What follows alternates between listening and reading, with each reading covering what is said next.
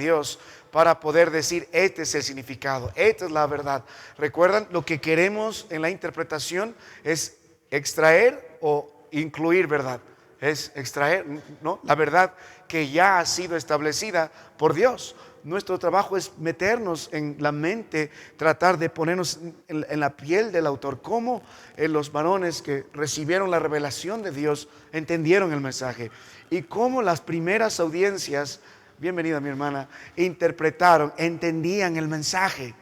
No podemos nosotros alegorizar cosas, poner significados ocultos. Cuando empezamos a alegorizar toda la palabra de Dios, ya vamos a tener problemas. Nuestro trabajo es, con la guía del Espíritu Santo y en la diligencia de nuestro estudio, obtener la verdad que Dios quiere transmitir.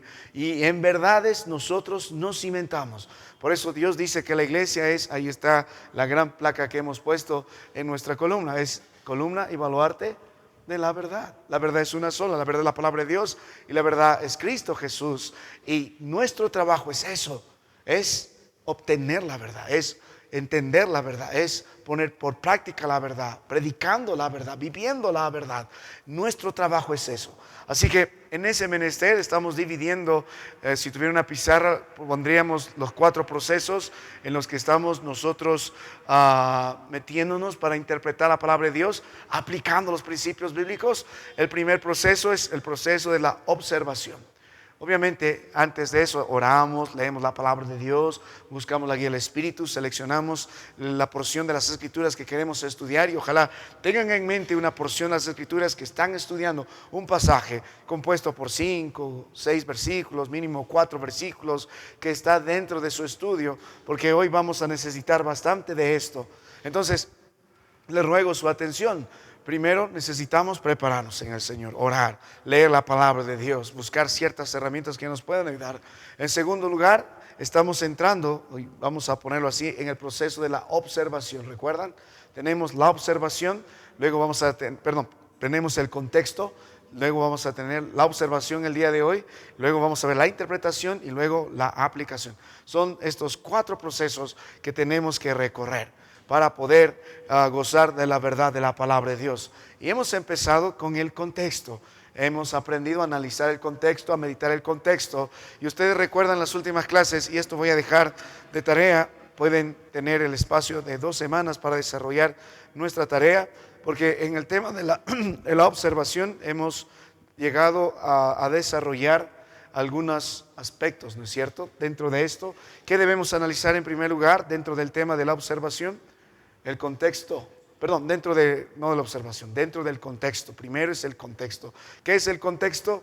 Lo que rodea el texto, por dentro y por fuera. Es lo primero que tenemos que tener bien claro, el contexto.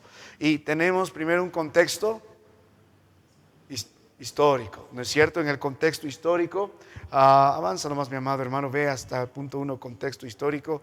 En el contexto histórico hemos aprendido que hay algunas verdades para poder entender los versículos que estamos viendo, y vamos a entrar directo a la etapa de estudiar el contexto histórico.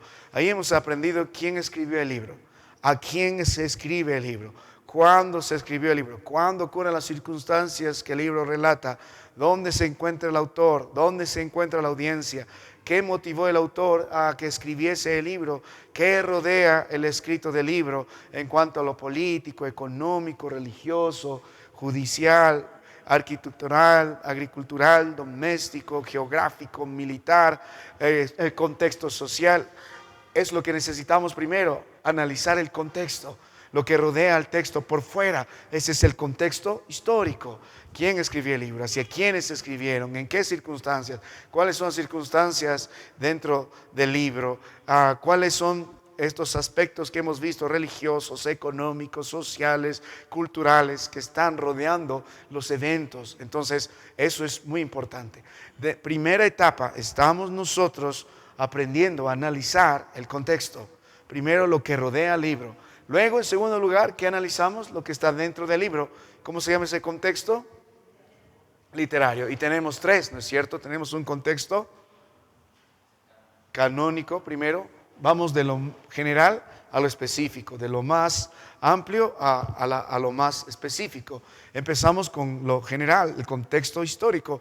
Luego nos vamos acercando al texto. Tenemos el contexto, ¿cómo se llama este contexto literario donde el libro desempeña un papel con todos los libros de la Biblia? Canónico. Entonces hemos aprendido a analizar el contexto canónico.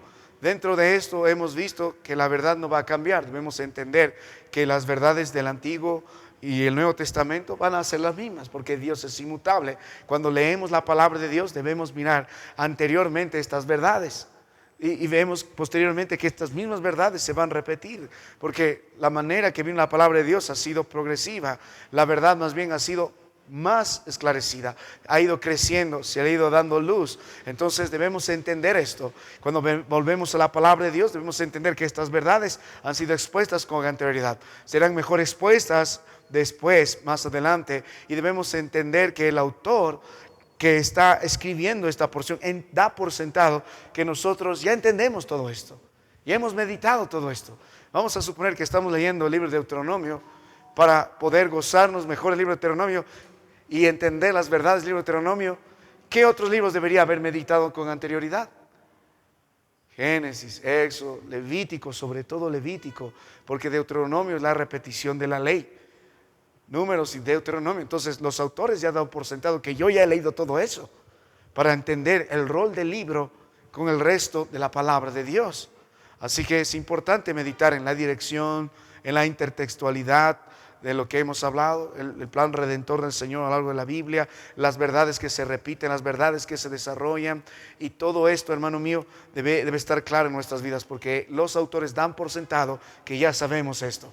Entonces nuestro trabajo es entender el rol del libro con respecto a la palabra de Dios. Entonces estamos viendo, para interpretar la palabra de Dios hay un trabajo que hacer con la guía del Espíritu y diligencia. Primero tenemos que estudiar el contexto, primero el contexto histórico.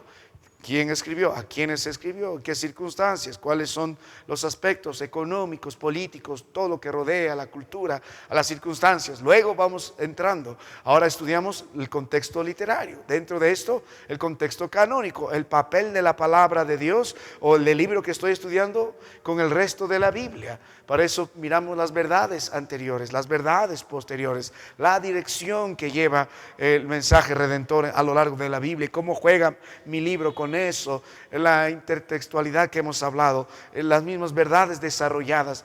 Todo esto es importante, cómo mi libro se desempeña con el resto de los libros de la Biblia, y hemos dado ejemplos. Luego, del contexto canónico, ¿a dónde vamos, hermanos? Al contexto lejano. Eso que tiene que desarrollarse es cómo se conecta el pasaje con el resto del libro. Si estoy estudiando Nehemías 8, en el contexto, cómo conecta el libro de Nehemías 8 con el resto de los capítulos del libro de Nehemías. Y el libro de Nehemías contiene 13 capítulos, con los 13 capítulos. ¿Cuál es el papel que desempeña el libro de Nehemías capítulo 8 con el resto del libro? Y para esto nosotros hemos aprendido a analizar algunas preguntas para entender, hermano mío, cuál es el papel de esta porción de las Escrituras en referencia con todo el libro, este pasaje. Con todo el pasaje debo entender cuál es el propósito del libro, porque dentro de esto, cada parte de la palabra de Dios, cada pasaje de la palabra de Dios va a tener que desarrollar una función. Por eso la palabra de Dios es viva y eficaz. Cada libro tiene un rol que desempeñar en la Biblia y cada pasaje tiene un rol que desempeñar en cada libro. Entonces es importante entender. Para eso entendemos cuál es el propósito del libro. A veces se menciona al principio, a veces se menciona como un refrán, a veces se identifica a través de algún motivo, a veces el propósito del libro se observa por los temas que se está tratando. Hemos hablado mucho de esto. Algunas preguntas que deben estar en nuestras mentes para entender el pasaje. Primero usted debe entender, cuando estudia su pasaje, por qué se escribió este libro. Amén. Estamos haciendo un repaso. ¿Por qué se escribió este libro? Luego, dentro del contexto lejano, también no solo debemos meditar en el motivo del libro, sino en la estructura del libro. ¿Cómo se desarrolla? La palabra de Dios, hermano mío, si bien es cierto, usted y yo tenemos aquí divisiones hechas por hombres, porque esto no lo puso la palabra de Dios, no está en capítulos y versículos. Si usted ve la Biblia, no hay divisiones. En el original, todo es un texto corrido. Y las divisiones de manera natural, exegéticamente, lo da la palabra de Dios. Separa en ideas, lo separa en pensamientos, lo separa por temas. Entonces, nuestro trabajo es entender la estructura del libro. Tenemos el propósito del libro, pero el libro se estructura, tiene una estructura. Hay epístolas que tienen una introducción, tienen un desarrollo y tienen una despedida. Por ejemplo, hay una estructura en ello. Tenemos, por ejemplo, el Antiguo Testamento, vemos la estructura que tiene ciertos libros, como el libro de Génesis, que hemos estudiado con los niños y con algunos de ustedes. Puedes ver en los primeros 11 capítulos, nos muestra el Señor la historia de la humanidad. En los primeros 11 capítulos, y hay 4 grandes eventos que el libro de Génesis nos muestra, que recuerdan la creación, la caída, ¿qué más podemos ver ahí? El diluvio y luego la rebelión del hombre en la torre de Babel. En los primeros 11 capítulos Dios está interesado que sepamos el origen de todo. Y en los siguientes capítulos, hasta el capítulo 50, del 12 al 50, Dios ya no está hablando de temas generales de la humanidad, está hablando específicamente de los hombres que Él va a escoger, de las que va a venir su descendencia. Y habla de 4 grandes hombres, los patriarcas. Habla de Abraham, habla de Isaac, habla de Jacob. ¿Y con quién termina el libro de Génesis hablando? José. Entonces, cada capítulo es importante porque desempeña un rol importante en la estructura del libro. El propósito del libro de Génesis es mostrarnos el origen. El origen. Y cada capítulo tiene la función de respaldar eso. Entonces es importante entender la estructura del libro. Cuando usted estudia la palabra de Dios, debe entender el propósito del libro que está estudiando. Debe entender la estructura del libro para que entienda el contexto lejano. Ahora, hemos dado algunos ejemplos ahí de divisiones naturales que la palabra de Dios nos muestra. Por ejemplo, hablando del libro de Gálatas, podemos dividirlo en 3 partes. La justificación por la fe, defendida personalmente, Gálatas 1:2, la justificación por la fe, defendida, digamos, teológicamente, el punto de vista divino, y la justificación por la fe, defendida de una forma práctica, en capítulos divididos, de manera natural. ¿Y cuál es el propósito del libro de Gálatas? El apóstol Pablo va a decir, para defender el evangelio de Jesucristo, somos salvos por la fe en Cristo. Ese es el evangelio, ese es el propósito, está puesto desde el capítulo 1. Si vamos en el Antiguo Testamento, por ejemplo, el libro de Primera de Reyes, si alguien está estudiando el libro de Primera de Reyes, debe entender la estructura del libro. Se puede dividir también en 3 partes. A veces se pueden identificar las divisiones por transiciones geográficas, cronológicas, históricas o por personajes. En este caso lo podemos hablar en referente al reino, por ejemplo, por los personajes. En los primeros capítulos del 1 al 11 vemos el reino unido. Mientras Dios mantenía este reino con Salomón, vemos el fracaso. Luego, a partir del capítulo 12 al 17, podemos ver el reino dividido, el reino del norte, el reino del sur, el fracaso de los reyes. Y finalmente, el capítulo 18 en Segunda de Reyes hasta el capítulo 25, vemos el reino que sobrevive, el fracaso de todos los reyes de Judá. Debemos entender la estructura del libro. Y le pregunto, hermano, ¿esto es fácil? ¿Esto es fácil o toma tiempo? Toma tiempo, toma esfuerzo, toma dedicación, toma investigación, ver. Por eso nuestro trabajo es llenarnos de la palabra de Dios, leer una y otra vez, estudiar una y otra vez, meditar una y otra vez para entender en qué parte del libro se encuentra mi pasaje. Porque es importante eso, si no, ¿cómo voy a obtener la verdad? Ahora, luego, hermano mío, debemos entender dónde se ubica mi pasaje con el resto del libro. ¿Dónde se ubica mi pasaje con el resto del libro? Ahora, luego identificamos el contexto canónico, lejano. ¿Y qué contexto nos falta? El inmediato. El contexto inmediato es el pasaje y su comportamiento con el resto de los otros pasajes. El bosquejo del libro nos va a mostrar cómo hay algunos movimientos en los pensamientos de la palabra del Señor, previos a mi versículo que estoy estudiando, al pasaje, o posteriores. A veces podemos nosotros ver las ideas anteriores y ver cómo la idea que estoy estudiando se comporta. Es necesario observar la división de los párrafos, es necesario entender lo que el Señor quiso decir en cada una de las divisiones que lo muestra bajo la luz de la palabra de nuestro Dios. Hay a veces que se divide el texto en mejores lugares, a veces no es claro, de repente pertenece mi texto al párrafo anterior o de repente es introductorio para el párrafo siguiente. Así que es importante ubicar el texto dentro de su contexto. En la homilética con los varones hemos aprendido a hacer este despiece mecánico de separar las ideas principales, las ideas secundarias y ver cómo el versículo que estoy estudiando se comporta con el texto. Hemos nosotros hablado de eso y hemos dado ejemplos. Así que, hermanos míos, mire, antes de entrar a nuestro tema de la noche, que es la observación, vamos a dejar una pequeña tarea. Les daré el detalle. Si ustedes me dejan su número, le pasaré por WhatsApp el detalle. Pero la tarea va a consistir en lo siguiente. Vamos a dar 2 semanas para esto. Necesitamos, hermano mío, hacer un ejemplo con el contexto, un análisis del contexto. Y va a tener 4 partes nuestra tarea. Necesitamos identificar, a ver, avanza un poquito más abajo, hermano. Ahí está, es una gran bendición la pantalla, ¿no? Necesitamos identificar el contexto histórico. Ustedes deben seleccionar un pasaje que están estudiando. Seleccionen un pasaje de su estudio que corresponda a 5, 6, 7 versículos y ese pasaje. Van a estudiar ese pasaje, van a estudiar el capítulo de ese pasaje, van a estudiar el libro que contiene ese pasaje para que podamos responder primero el contexto histórico. Tenemos que hacer un análisis del contexto histórico. ¿Quién escribió el libro? ¿Hacia quién escribió el libro? ¿Cuándo se escribió el libro? ¿Por qué se escribió el libro? ¿Cuáles eran las circunstancias en las que se escribió el libro? Les voy a dar los detalles.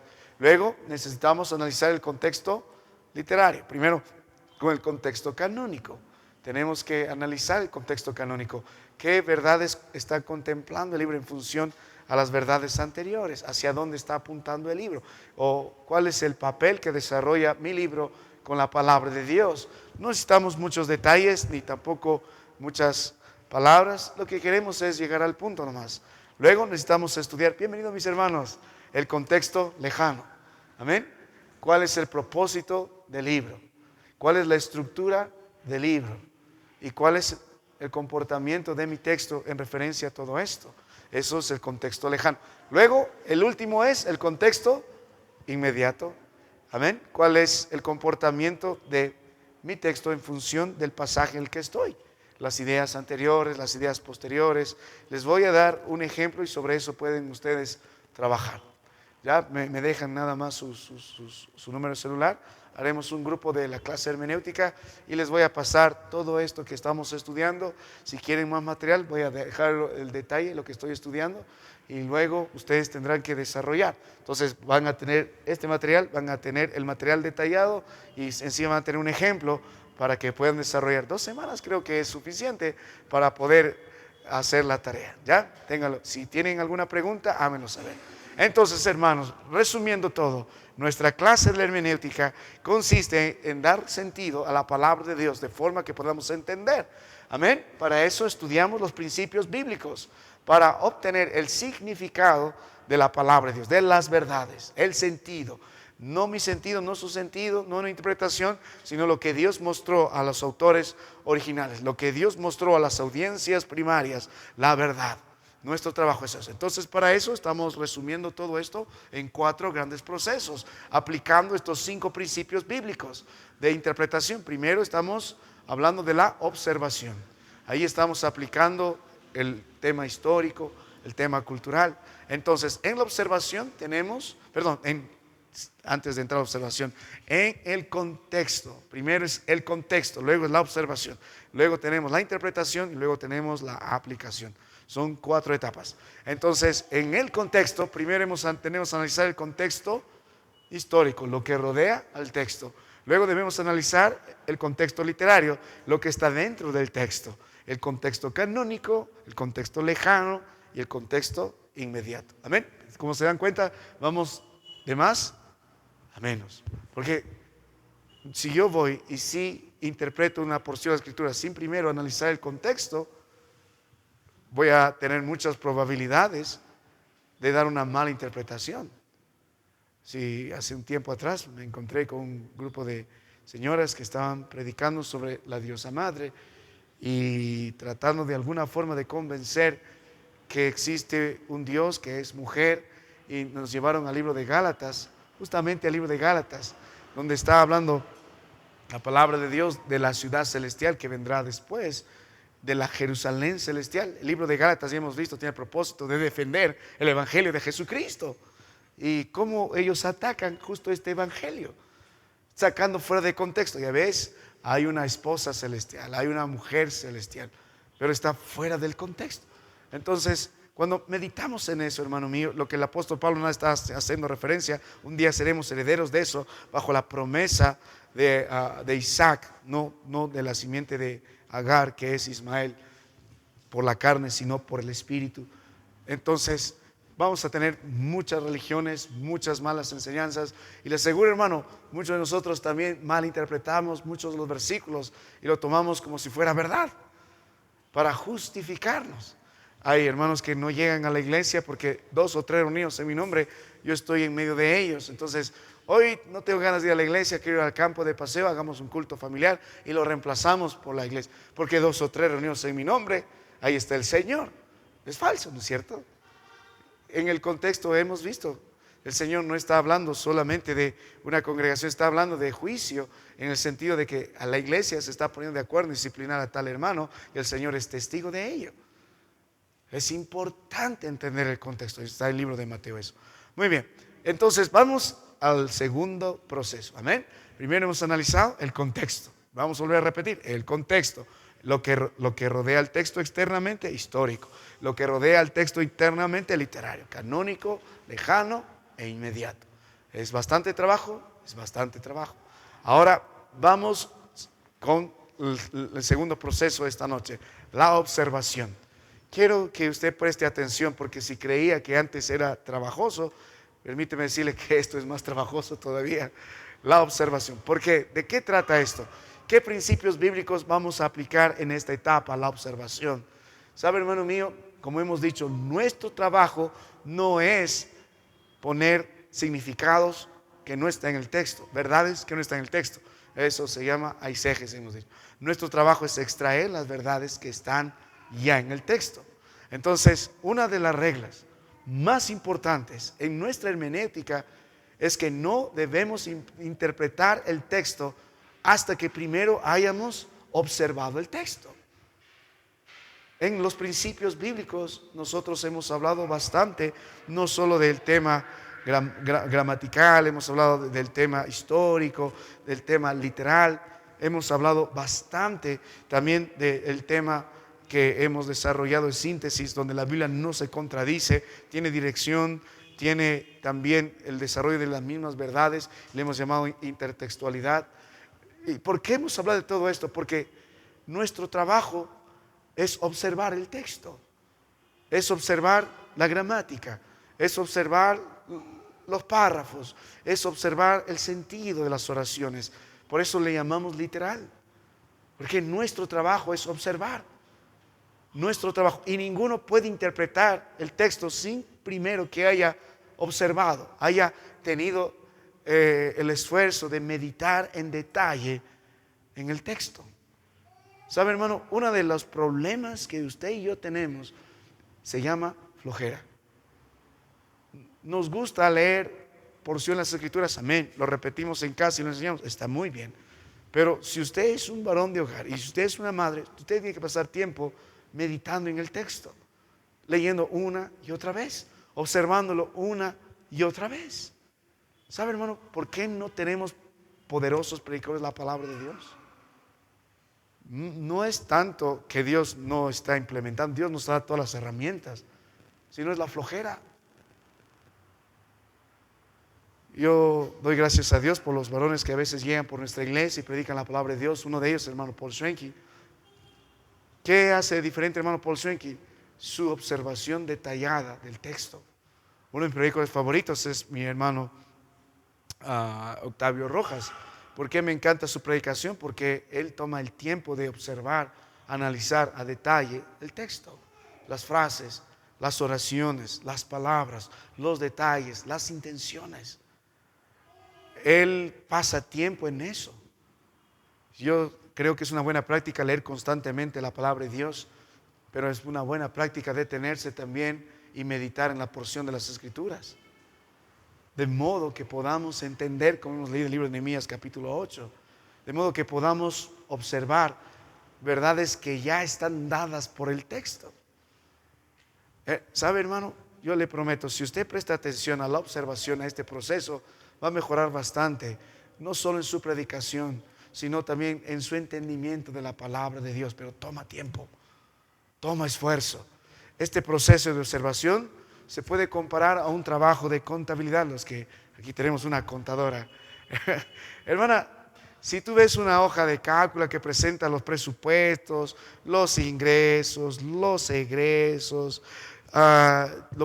¿puedes tú inmediatamente sacar un análisis de cómo será el mes que viene? No. Si no, tomas tiempo estudiando, viendo los detalles, para luego dar cierta interpretación y ver si podemos invertir, no podemos invertir, estamos bien, nuestro flujo de caja está bien, sobrevivimos o no sobrevivimos. El mismo detalle debemos tomar en la palabra de Dios, en observar el texto. Entonces, este es nuestro trabajo, observar con detalle cada párrafo, cada oración, cada frase, cada palabra, cada morfema, cada puntuación. Solo después de saber bien lo que afirma el texto, podemos realmente interpretar. Si no observo bien y no entiendo bien lo que afirma el texto, entonces voy a tener mala interpretación y un mal significado. Nuestro trabajo, entonces, hermano mío, en esta etapa, después de analizar el contexto, ahora es observar el texto a detalle. Cada oración, cada frase, cada palabra, cada morfema, cada puntuación. Mi trabajo es entender lo que el texto afirma, lo que el texto no afirma. Es mi trabajo. Ahora debemos tratar cada detalle con diligencia, observando cada aspecto de la gramática, todo lo que el texto contiene, porque cada palabra que Dios ha puesto en su palabra ha sido porque Dios quiso, porque le sobraban palabras, o con una intención. Ha sido intencional. Dios inspiró su palabra y usó un lenguaje humano para mostrarnos. Él pudo haber hablado en su lenguaje angelical. Pablo hablaba del lenguaje angelical. ¿Qué idioma divino hablará Dios y su Hijo y su Espíritu? ¿Cómo se comunicarán ellos? Pero Él tuvo que rebajarse a nosotros y esas grandes verdades nos transmitió a través de un lenguaje humano como el que nosotros hablamos. Como se escribió la Biblia en la antigüedad, en hebreo, en arameo, en griego. Y cada palabra fue con intención. ¿Sabe? ¿Recuerdas el día miércoles? Estábamos estudiando la palabra de Dios, el libro de Tito en el capítulo 2. Y la palabra de Dios, esto viene a ejemplo, note la Biblia, libro de Tito capítulo 2. Les leí otras versiones, nuevas versiones. Incluso leímos la versión Reina Valera Gómez. Y cuán lejos están de la verdad. En el libro de Tito, en el capítulo 2, por eso Dios dijo, ni una jota ni una tilde pasará, porque Él pone énfasis a cada palabra. Note la palabra de Dios, libro de Tito capítulo 2, y note la Biblia en el verso que hemos dado lectura, verso 11, porque la gracia de Dios se ha manifestado para salvación a todos los hombres. El verso, muy ceñido al original, nos muestra que la gracia de Dios ha sido manifiesta para algunos hombres o para todos los hombres, con el propósito de que sean salvos. Pero hay versiones nuevas, como la versión Reina Valera Gómez, que manifiesta lo contrario, que la gracia de Dios se ha manifestado para traer salvación a todos los hombres. Es muy diferente que la gracia de Dios se manifieste a todos los hombres, que la gracia de Dios salve a todos los hombres. Es muy diferente. Estás cambiando el mensaje del Evangelio. El sacrificio de Cristo es suficiente para salvar a toda la humanidad, es suficiente. Pero son salvos los que han creído en Él. Dios quiere que ninguno llegue al arrepentimiento. los hermanos que quieren reformar la iglesia católica, y hay muchas, si usted va a la línea de los reformados, va a encontrar muchas divisiones también. Si vamos a los bautistas, va a encontrar muchas divisiones también. Y no queremos identificarnos con grupos, queremos identificarnos con la palabra de Dios.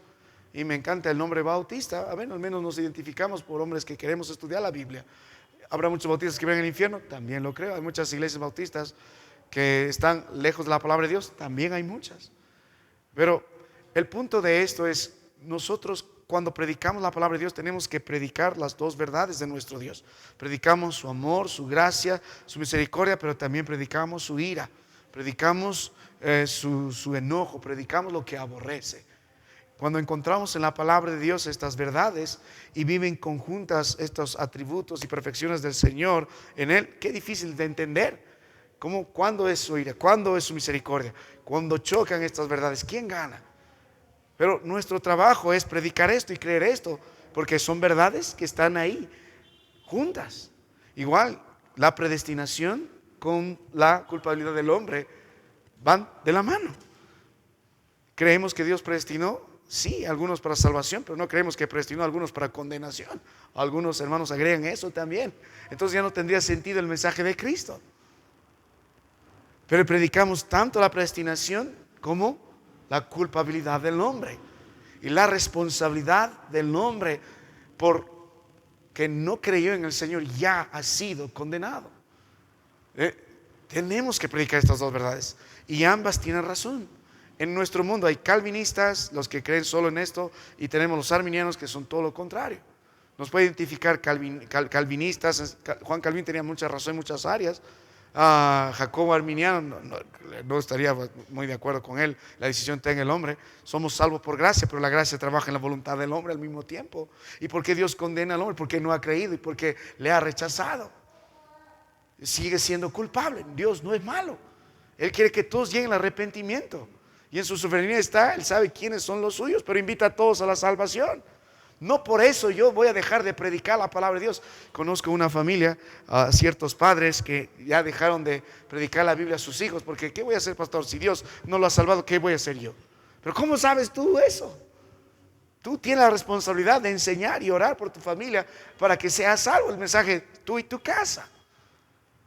Mire, entonces, por eso es importante analizar las palabras que están expuestas en las Escrituras. Porque si yo predico con la Reina Valera Gómez, estoy predicando un mensaje que no está en la palabra de Dios, solo en este versículo. Ahora, vuelvo un momento en lo que estamos nosotros meditando en Nehemías 8, verso 8. La palabra de Dios nos enseñó, en la Biblia dice, y leían en el libro de la ley de Dios claramente. Incluso esta palabra tiene que ver con intención, de tal forma que leían como si Dios mismo estuviera hablando, respetando cada acentuación, cada punto, cada palabra. Deben tener cuidado. Hay un estudio que se llama la crítica textual. Es una disciplina que trata de estudiar las diferentes traducciones de la Biblia. Y hay dos ramas. Ahí vas a encontrar traducciones de la palabra de Dios del original a los idiomas que tenemos en dos sentidos. Unos que van a dar prioridad solo al sentido, al aparente significado. Y otros van a dar prioridad a la forma, respetando las estructuras gramaticales en lo que ha sido escrito. Las nuevas versiones están tratando de darle solo en su interpretación este sentido, llevándolo a nuestro lenguaje y menospreciando la estructura, la gramática, las palabras, cómo han sido puestas primeras o después por una razón. ¿Por qué amamos mucho esta versión? Porque va más por este lado. Si usted revisa la versión que tenemos ahora, y muchos dirán hay nuevas versiones ahora, y etcétera, puede haber muchas, probablemente existan, y hay algunos hermanos en el Señor me pasan la voz siempre, y puede ser que haya mejores versiones, tenemos mejores herramientas, pero el punto de esta versión de Reina Valera 1960, que va a cuidar mucho la estructura de cómo ha sido escrito la palabra de Dios en el idioma original. ¿Por qué? Porque para nosotros es importante. No tenemos que comerlo, esto lo entiendo para mí, luego escribirlo. Ahora tú entiendo en tu idioma y con todas las palabras que tenemos modernas estos días. No, nuestro trabajo es recibir la intención del Señor palabra por palabra. Por eso amamos bastante la palabra de Dios. Y solo hay un ejemplo de los muchos que hay en la palabra de Dios, que en las nuevas versiones han cambiado. Ahora, entonces, entendiendo esto, hermanos míos, nuestro trabajo en la observación, ¿en qué consiste? Haciendo nuevamente la pregunta, en analizar, en observar, como estamos leyendo, cada parte del texto. Cada oración, cada frase, cada palabra, cada verbo, cada adjetivo, cada morfema. ¿Por qué? Con el afán de extraer lo que el texto afirma, lo que el texto dice. No podemos interpretar sin observar previamente el texto. Y toma diligencia, toma diligencia. Toma esfuerzo, toma esfuerzo. Entonces, vamos a ver cómo hacemos nuestro trabajo de observación. Hay ciertos requisitos que debemos considerar. Primero, yo les invito a comprometerse a la precisión, a orar, a tomar diligencia para meditar en la precisión del texto. La palabra de Dios es inerrante. La palabra de Dios es infalible. Ninguna palabra está ahí puesta por gusto. Nuestro trabajo es comprometernos con la precisión. Luego tenemos que comprometernos con la perseverancia. Le prometo, hermano, no será fácil, no será fácil. Pero usted debe completar el trabajo. No será fácil, pero debe completar el trabajo. Y luego debe comprometerse a depender de la palabra de Dios. No de usted, sino de la palabra de Dios. Hay una porción que va a ser nuestro lema en esta parte de la observación, que está el Salmo 119, verso 18. Uno de mis versículos favoritos en toda la Biblia. El salmista dijo: abre mis ojos y miraré las maravillas de tu ley. Su dependencia de Dios, su dependencia del Espíritu Santo es importante. Señor, ayúdame, muéstrame, hazme entender, abre mis ojos para que usted no pase ligeramente, sino pueda disfrutar. Si estamos hablando de una comida a degustar, hay dos formas de hacerlo. Hemos visto esos detalles en Tingo María. Los días que teníamos que comer lo que teníamos que comer, comíamos con gozo. ¿Amén? Nos servían caucao, vamos a comer el caucao. No hay mucho detalle. Nos servían chanfainita, vamos a comer. Pastor, yo no como chanfainita. Si no comes te vas a morir de hambre. Come chanfainita. Tenías que comer la chanfainita. Incluso estaba el hermano Dale preguntando: ¿y qué es esto? El pastor Pablo dijo: come nomás, después te digo. Y ya comió. Los últimos días nos hemos gozado de un bistec, por ejemplo, un chicharrón, y lo hemos disfrutado con más detalle, con más detalle. Lo mismo en la palabra de Dios. Hay momentos que pasamos y nos gozamos, verdad, que decimos ya entendemos, pero el plan nuestro de parte del Señor es tomar el tiempo, el detalle de degustar, de entender, de disfrutar, de profundizar con la ayuda de su Espíritu. Es un plato, es un banquete, la palabra de Dios debe ser nuestro gozo. Y David amaba tanto eso y se frustraba quizá en cierto sentido de no entender muchas cosas y decía: abre mis ojos y miraré las maravillas de tu ley. Porque hay maravillas. Y hablando solo él del Torah, de Génesis, Éxodo, Levítico, Número, Deuteronomio. Y se gozaba en eso. Mi amado hermano, ojalá que usted pueda entender esto. Para entrar a la observación va a necesitar mucha precisión, mucha perseverancia, paciencia y dependencia de nuestro Dios. Y le suplico que no llegue a conclusiones interpretativas todavía. ¿Sabes el problema que tenemos? Y los problemas que tenemos en los predicadores que tenemos es que directamente interpretamos y aplicamos sin observar primero el texto. Obviamente que en la predicación no vas a hacer todo este análisis, vas a dar ya la interpretación, pero en su estudio muchos interpretan rápidamente y lo aplican. Y algunos seguimos esto porque tal pastor, tal doctor así lo hace, en tal comentario así dice, en tal libro así dice. Primero, yo le suplico, usted y el Señor y el texto.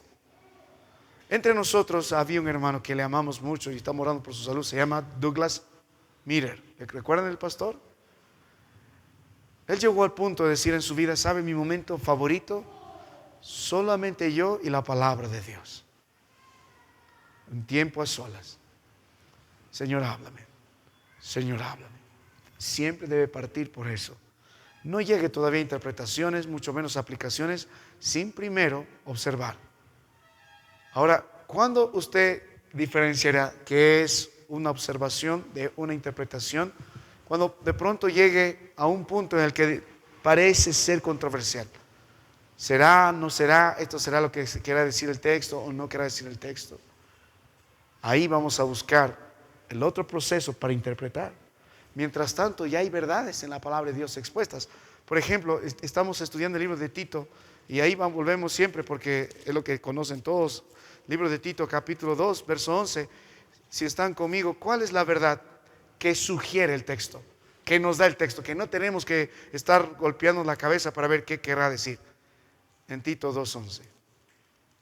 A ver, a manera de ejercicio. Cualquier hermano. La manifestación del Señor, pero no es de la gracia.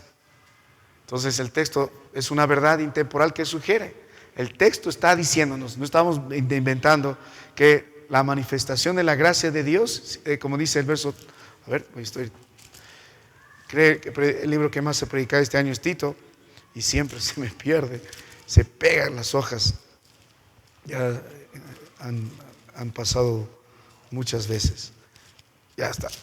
Mire, si solo observamos el texto, dice, la gracia de Dios se ha manifestado para salvación a todos los hombres. Es una verdad. La gracia, no tenemos que resumirlo ni parafrasearlo, la gracia de Dios se ha manifestado a todos los hombres, para salvación a todos los hombres. Si queremos seguir observando, yo le preguntaría, ¿cuál es el propósito de la manifestación de la gracia de Dios, por ejemplo? Para salvación. No estoy inventando nada, solo estamos observando el texto. Entonces, usted tiene que, en este tiempo, observar, detallar, meditar las verdades que el texto ya está afirmando. Cuando hay algo que es un poco controvertido, vamos a ver cómo lo interpretamos. Pero normalmente las verdades ya están expuestas. ¿Y qué es lo que predicamos? Las verdades de la palabra de Dios. Eviten, mientras tanto, consultar algunas otras fuentes humanas, como lo hemos puesto ahí, mientras tanto. Evite hacer observación, o más bien haga todas las observaciones posibles en el texto. Si podemos ayudarnos de concordancias para ver el original, amén, a buena hora. Y si no, el mismo contexto va a definir el significado de las palabras. Eso es. Luego, avanza mi amado hermano. Quisiera que ustedes también puedan invertir tiempo. Necesitamos invertir tiempo leyendo. Necesitamos tiempo en oración. Necesitamos tiempo en leer. Necesitamos tiempo en repetir una y otra vez. Necesitamos el tiempo para que usted y yo podamos animarnos a preguntarnos, a tener cierta curiosidad, cierto despertar. ¿Sabe, hermano? Una de las cosas que he visto en los varones que han sido de gran bendición en esta iglesia, en la predicación de la palabra de Dios, es su curiosidad por el texto. Y luego ese ánimo de quien encuentra un tesoro. Así va la palabra de Dios. Cuando uno busca oro en el mundo, busca con afán, con ímpetu, dice, ahí hay oro, se mata la gente. Y usa sus herramientas. Para nosotros el oro está en la palabra de Dios y nuestra herramienta es el ánimo. Lo que yo encuentro pobre en el espíritu de muchos es la falta de ánimo por estudiar la palabra de Dios, de encontrar las verdades, de escarbar el tesoro. Si usted llama el día lunes al hermano Octavio, le va a responder siempre con gozo. ¿Qué estás haciendo, hermano? Estudiando la Biblia. Y pastor, aquí hay una verdad que me come el corazón. No hay la hora de predicarlo. Igual el pastor Pablo, igual hermanos que aman la palabra de Dios, van a encontrar ese ánimo, ese deseo. Toma tiempo en oración, toma tiempo en leer, volver a leer, volver a leer, volver a entender, volver a estudiar, volver a repetir, memorizarlo. Tener este sentido de curiosidad, de investigar, qué es lo que dice el Señor. Como dijo la palabra de Dios, de un poquito aquí, de un poquito allá. Ese ánimo, ese deseo, ese fuego que estaba en el hueso de Jeremías, no se ve estos días, no lo veo mucho. No lo veo mucho, hay mucha frialdad. Nos anima más un partido de fútbol, nos anima más una buena comida, nos anima más lo material que la palabra de Dios. Nuestro gozo más grande es: ayúdame a entender tu palabra, Señor. Nuestro momento más feliz de la vida debe ser la meditación de la palabra de Dios. Todos nuestros sentidos ejercitados para despertar nuestra curiosidad en entender la palabra de Dios.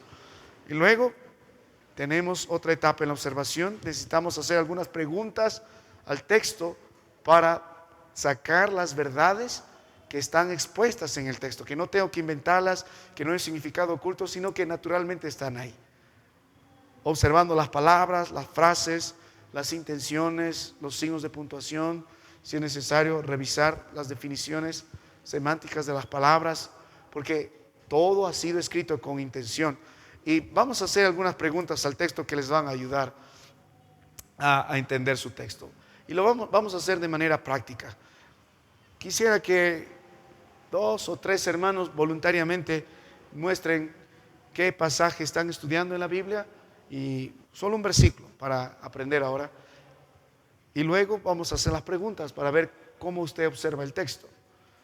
A ver, 2 o 3 hermanos, si no yo les llamaré. Mi hermano, ¿qué pasaje le gustaría que podamos observar? Gálatas.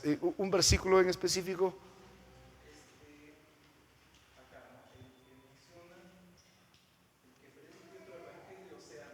Amén, en capítulo 1. El que predica otro evangelio. ¿Qué verso es? No me equivoco, 6. 1:8. Ajá, 1:8. El que predique otro evangelio sea anatema. Ya, muy bien. ¿Alguien más? ¿Uno más? ¿Hermano Will? Solo un. ¿Qué dice?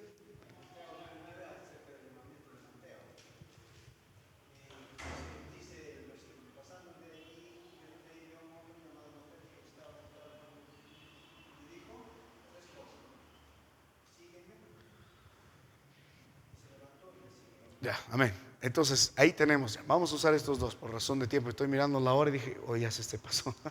Ya va a ser las 8. Entonces, hagan las preguntas en los textos. Y vamos a meditar en los textos. Ustedes en este texto y ustedes en este texto. Amén. Vayan a Gálatas 1:8 y Mateo 9:9. Primera pregunta para sacar algunas observaciones. Puede ser que no todas nos ayuden, pero alguna nos ayudará.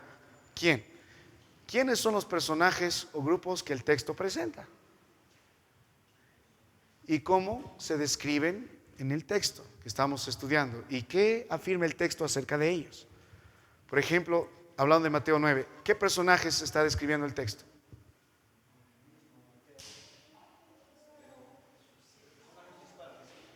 Jesús, ¿de quién más? Mateo. ¿Y qué se dice de Mateo?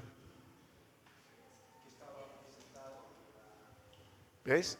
No tenemos que ser muy ingeniosos para dar verdades que ya están ahí expuestas. Entonces se habla de Mateo, que está sentado en el banquete. ¿Quién es Mateo? Ahora, ¿qué afirma el texto acerca de ello? Esas preguntas van a ayudar. En el caso de mi hermano en Gálatas 1:8, ¿qué personaje estamos hablando? En este caso está hablando el apóstol Pablo. ¿Y qué dice el texto del apóstol Pablo, por ejemplo? Solo ese texto. ¿Qué nos sugiere el texto? Hay un solo evangelio. Y el apóstol Pablo se presenta como alguien que defiende eso. Es un defensor del evangelio. Y nos advierte que el que predica otro evangelio sea anatema. Entonces, ahora luego debemos preguntarnos no solo quién, sino qué.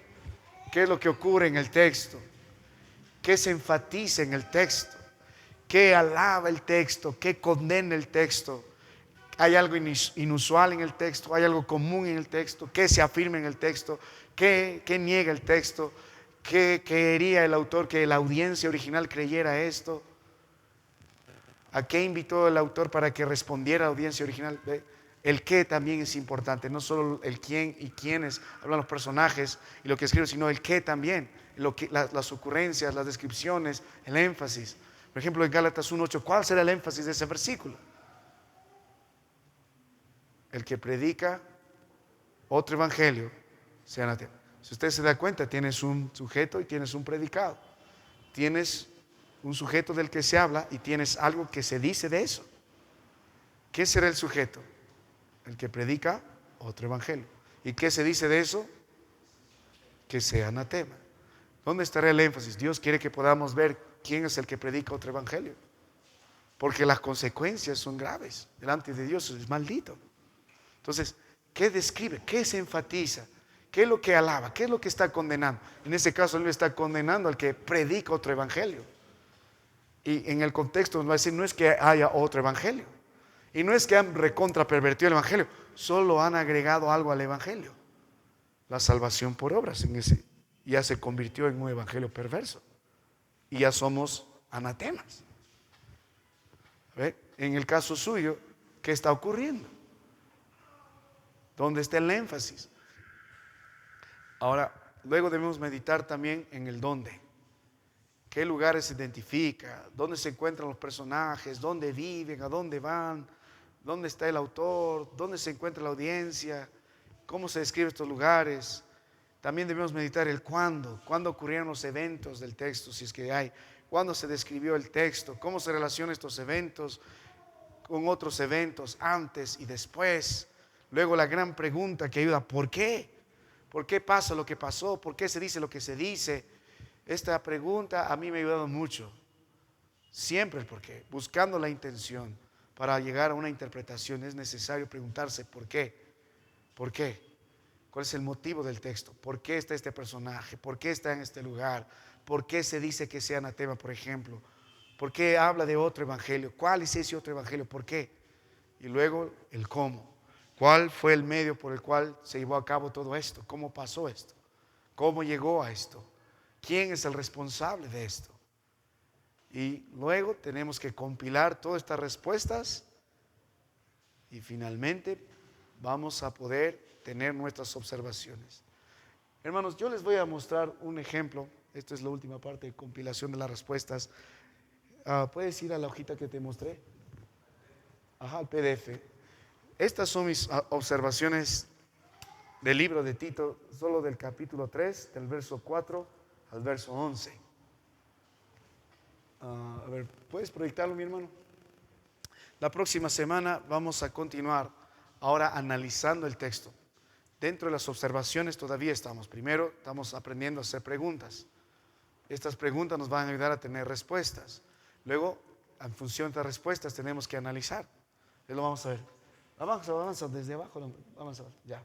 Sigue avanzando. No, despacio. Puedes, ahí nomás. ¿Puedes hacerlo un poco más grande? Ya, mire. Estas son las observaciones que no es interpretación, solo las verdades que ya sugiere el texto. Solo de Tito 3, del 4 al 11. Avance un poquito abajo, hermano. Tenemos las observaciones del autor. En ese texto nomás. Avanza nomás, hermano. Despacio. Todas esas son observaciones de lo que se dice del autor en esos textos. Sigue avanzando, hermano. Sigue avanzando. Despacio nomás. Ajá, avanza. Miren lo que Pablo hace en referencia a su audiencia. Afirma su confianza. Utiliza la primera persona nosotros. Solo de Pablo. Ahora avanza, hermano. Sigue avanzando un poquito más. Ya. Ahora, observaciones sobre los que reciben el texto. En este caso es Tito. ¿Qué se dice de Tito? Verdadero hijo de la común fe. ¿Qué es Tito? Es un líder prominente en la iglesia. ¿Qué se dice de Tito en estos versículos? Como está incluido como primera persona, porque eso evidencia que es una relación personal. Nosotros hubiéramos, es su colaborador. Luego, ¿qué se dice? Observaciones sobre la audiencia, que son las iglesias que están en Creta. Los problemas, recuérdales, cada palabra que está ahí, las iglesias deben ser exhortadas. Recuerdas, te invita a la exhortación. Y sigue avanzando, hermano. Ahora, las observaciones acerca del mensaje, ¿del qué? ¿Cuál es la idea principal? El propósito, la hay varias observaciones de las acciones en la audiencia, a las invitaciones, las exhortaciones. A ver, sigue avanzando, hermano. Sigue avanzando. Y las preguntas, después de eso, una vez de analizar, vamos a hacer las preguntas, vamos a compilar las respuestas, luego analizamos las respuestas y luego vamos a volver a hacer preguntas para de ahí poder extraer o interpretar la palabra de Dios. Pero mire, en esos solo versículos del 4 al 11, ¿cuántas observaciones hay? ¿Cuántas observaciones? Hay muchas. ¿Toma tiempo? Sí. ¿Toma esfuerzo? Sí. Pero es necesario hacerlo. Entonces, vamos a parar la clase aquí, dando a entender que puedan ponerse un poco de esfuerzo en poder observar la palabra de Dios. ¿Qué verdades el texto sugiere? Del que envía el mensaje, del que recibe el mensaje. ¿Quién, qué, dónde, cuándo, por qué? Es muy importante. ¿A quién está hablando en nosotros? En primera persona. ¿Qué está diciendo el apóstol en el caso de Tito a Tito? ¿Por qué es importante este asunto? ¿Qué verdades se habla de esto? En el mensaje habla mucho de la gracia de Dios. Solo en ese ejemplo, pero en los ejemplos que estamos estudiando también es importante. Solo en un solo versículo, muchas observaciones. Así que hermanos, mi trabajo es animarlos y que ustedes puedan ver que necesitamos más diligencia de lo que creíamos en la interpretación de la palabra de Dios. Que tenemos que estudiar el contexto, luego tenemos que hacer observaciones para aplicar este principio de literal. Necesitamos estudiar las oraciones, las frases, el sentido. Cada palabra es intencional. Las verdades allí ya sugeridas antes de poder interpretarlas. Muy bien, hermanos, ¿alguna pregunta aquí? Si no, vamos a concluir. Luego me dejan, por favor, en una hojita sus números. A ver si me ayudas con eso. Ajá. O se acerquen a Juan que lo registre. Me pasan sus números para crear un grupo de hermenéutica y pasarles los materiales y la tarea. La tarea es voluntaria, hermano, pero sería una gran bendición que lo puedan hacer, sobre todo los hermanos que están participando en la predicación, en la enseñanza, hermanos en la iglesia. La tarea es sobre el contexto. Amén. Ahora estamos en la observación. Luego vamos a ir a la interpretación. Luego vamos a ir a la aplicación. Hay mucho que estudiar todavía. Muy bien, hermanos. ¿Hay alguna pregunta? ¿No hay nada todavía? A ver, lo vamos a dejar ahí entonces. Gracias, qué gusto verles, mi hermano. Qué gusto verlos. Parece que no nos hemos visto hace mucho tiempo. Ok, vamos a terminar este tiempo en oración. Luego vamos a ir a la oración también entre varones y damas. Aquí los varones pueden venir a orar, hermano, dando gracias al Señor en pares. Nuestras hermanas allá también. Pero permíteme terminar este tiempo en oración ya para que corte la transmisión. Padre, gracias por tu palabra. Gracias, Señor, porque ponían el sentido. Ayúdanos a entender, ayúdanos a observar lo que tú has puesto. Danos la luz de tu Espíritu y el énfasis en nuestras vidas en diligencia. No queremos errar en esto. Cuán rica es tu palabra. Abre nuestros ojos y miraremos las maravillas de tu ley. Despierta el deseo de mis hermanos de, como dice tu palabra en Proverbios, de buscar como la plata, de buscar como al oro estos tesoros que están aquí expuestos, tus verdades. Ayúdanos, Señor, a ser amantes de tu palabra. En Cristo Jesús, bendícenos. Amén. Bien, hermanos, vamos a